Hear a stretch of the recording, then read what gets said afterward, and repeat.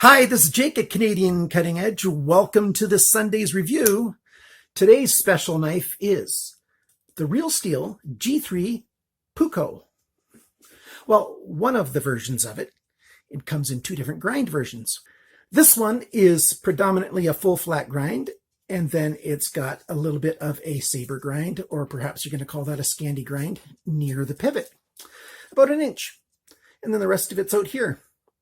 All steel construction, open pillar construction.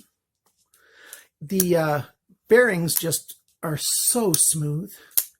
They just slide like silk. Frame lock knife. This is an interesting knife, and it's a knife I've had for, about a month and a half now. I really, really like it a lot, although it does have a negative that I need to tell you about. And Real Steel is calling this a gentleman's tactical folder. I think that description suits it very well. It feels great in the hand. The weight is right on target for its dimensions. So this knife I found very attractive, and so I ended up getting one. I found a way to get it at about half price, and so I'm bringing the review to you right now. So let's take a good look at this knife. It's a nice, long, narrow knife. We've got a drop point blade, full flat grind over here, and then you've got a half flat grind right here. It's a little bit too high to be called a Scandi grind right there, I think. So it's probably a saber grind is what you might call it there. It's heavier behind the steel at the last inch of the knife, and that's probably where you're going to do a lot of the really hard cutting.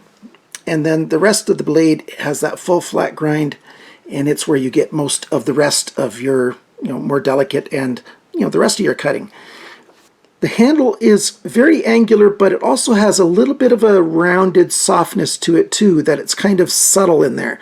There's a bit of a roundedness at the back of the handle right here. This is not stonewash. I'll give you a really good close-up with the USB microscope. There's really fine lines on about a 45-degree angle across the handle all the way on this main surface area, and then the milled out areas look like they're more of a stonewash kind of finish behind there. So it's kind of neat. I think they stonewashed it, and then they prepped it with these lines. An awful lot of CNC milling went into this knife. I can give you a shot of the inside. I'll show you that right now. Look at the inside of this knife. So you can see all the milling that's done inside there, the weight reduction work that they did, and everything's just done to make this thing perfect. And Real Steel did a great job of this. This is a designer knife, and the designer name is Ostap Hell. Hopefully I pronounced that right. And this Puko is not the traditional grind. If I would have got the Scandi grind version, that would be the traditional grind for a Puko. But, I kind of like this grind better. So that's what I chose. 2 points on this open pillar construction. You've got the pivot, and then you've got the end pin, which can work as a lanyard wrap point. So you'd wrap a lanyard around that pillar. It also holds the pocket clip. And so those 2 points hold the entire knife together. You've got some really nice steel ball bearings in here, and they just are very, very smooth, and a lockup is solid, and it's early enough, just how I like it. And there you can see the lockup. It's very much what I like to see on a brand new knife. We've got phosphor bronze washers that are on the inside of these two big head screws. I'm not sure exactly why they put washers between the screw and the body, but they did on either side. And then on the inside, you've got the bearings.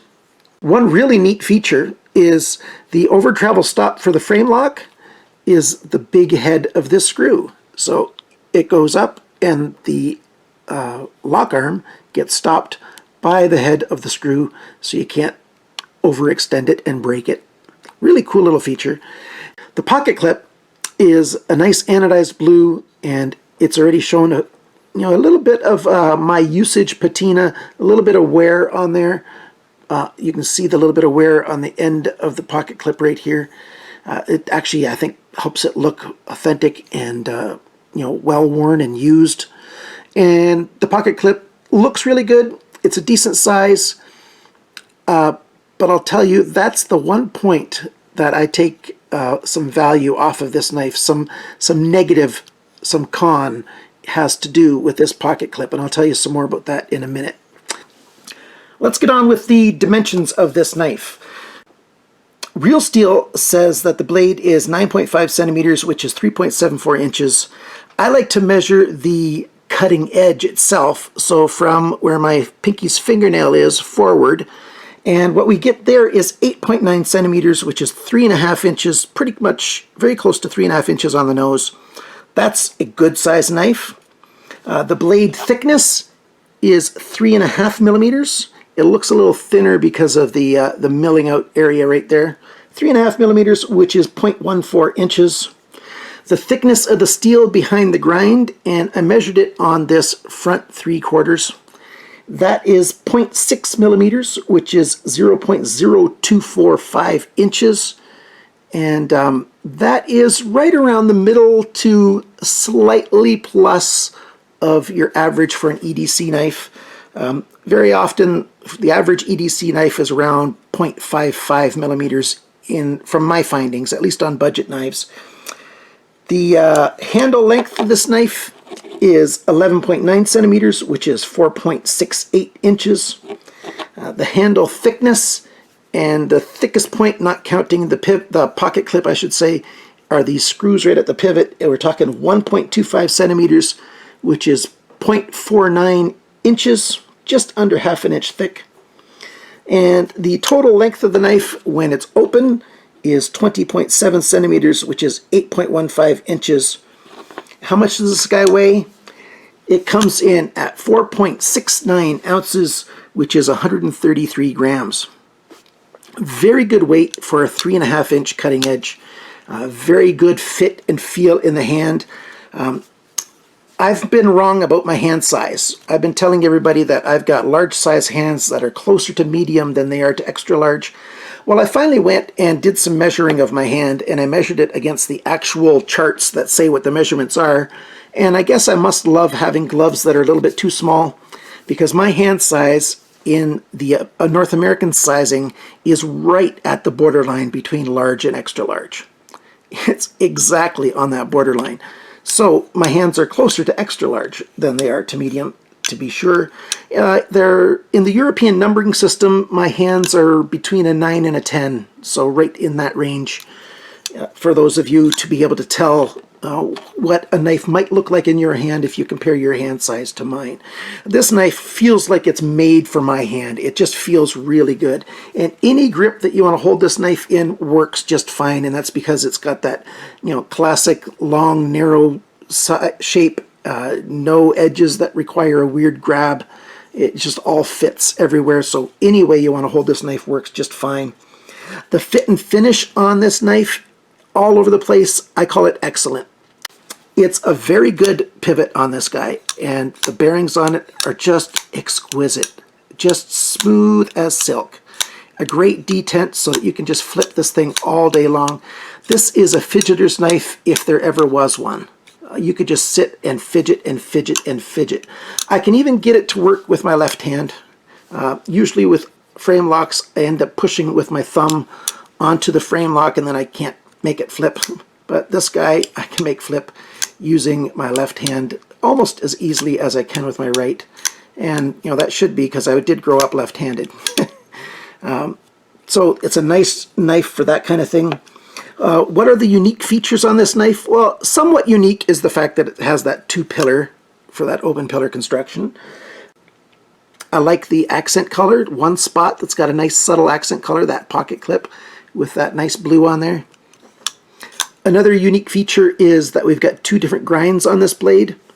You can find knives with 2 different grinds on them frequently enough, but it's certainly not an everyday occurrence that you buy a knife that has 2 different grinds.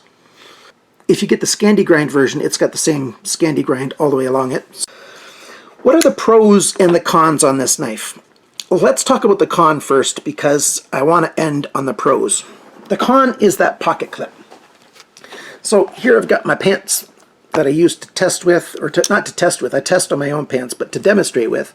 So let's put the knife into the pocket, and there it is sitting there, and it's stopped moving in already. But notice, if I lift it up like this, that you've still got another centimeter of space to put this thing into the pocket, and you can push it and then it suddenly lets go, and now it's all the way in.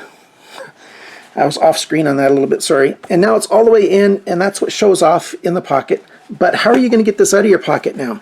You're going to pull and pull to get this thing out. It grabs too hard. At that point, it's grabbing tight. Usually, I didn't get it in further than that. It just always goes in and wants to stop right there. And then you have to really push hard, and it jumps the last little step. And you have to pull really hard to get it out. And it's just too tight. That pocket clip should be giving you a little bit more of an easy time putting it into your pocket. Once the review is completely over, I'm going to try to flex this out a little bit and see if I can get it to hang better. I'm not so sure I want to do too much on this because it is a more expensive knife, and if I want to sell it and get some of my money back so I can get other knives to review, I really don't want to wreck that pocket clip. So I'm not sure exactly what I'm going to do about that, but I really wish the pocket clip had a little bit more freedom into it. It's got not quite enough. What are the pros? Well, since I got the knife in this orientation, you can see when it's closed, the alignment is quite good on the blade. There you go. When the blade is closed, the alignment is quite good. It looks a little bit off because this frame lock arm is on a bit of an angle, but it's not perfectly centered, but it's pretty close. What are some other nice features on this knife? Some other pros. The weight to size ratio is good. The fit and finish is great. The pivot is smooth. Lockup is solid. No blade play any which way. Lockup is early enough. I already mentioned that. It's at a good stage. I like this two-part grind. It makes this end of the knife very strong, and that's the main spot where you do hard cutting. So that's got a lot of strength to it. It's got great hand feel. When you've got it in your hand, it just feels really comfortable. You feel like you've got a good grip on it. You're sure about it.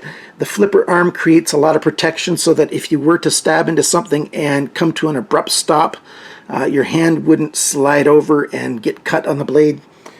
The accent color is really nice. It's kind of subdued without, and yet it stands out just a little bit. It's really, really good choice by them to do that sort of gunsmoke blue kind of color. The over travel stop feature is cool. Just so many cool things about this knife, and just the general design work. This milling out this section right here on the spine. It just, every little bit that they've done has a purpose and a reason, and it's just done very, very well. The ridge that they've got going through the knife, the center of these screws go right in line with that ridge. It's just a very, very well done knife. I love stonewash. So the backside here, looks like it's got a bit of a stonewash, but it's also got that same lines milled in, really, really fine lines milled in. It's just a superb knife. I just can't say enough about it. Let's do some cut testing and do some demonstration of that.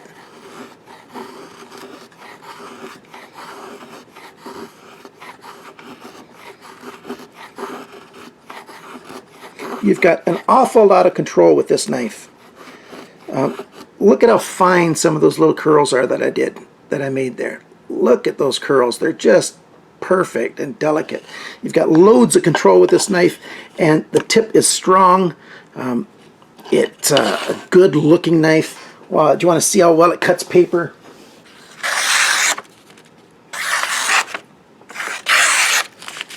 I did say that I was going to start doing my cut tests before I start using the knife, but I made that decision after I've had this knife for, I had it already for a month. when I made that decision. So this edge here is not the pristine factory edge. It's still a good edge, but it's been around the block a little bit. Here's some 1-inch banding, and it just flies through that stuff, no problem at all. And that's at that other end. Let's see how it does at the base. And it cuts through at the base quite well. I haven't stropped or touched up or done anything with this blade.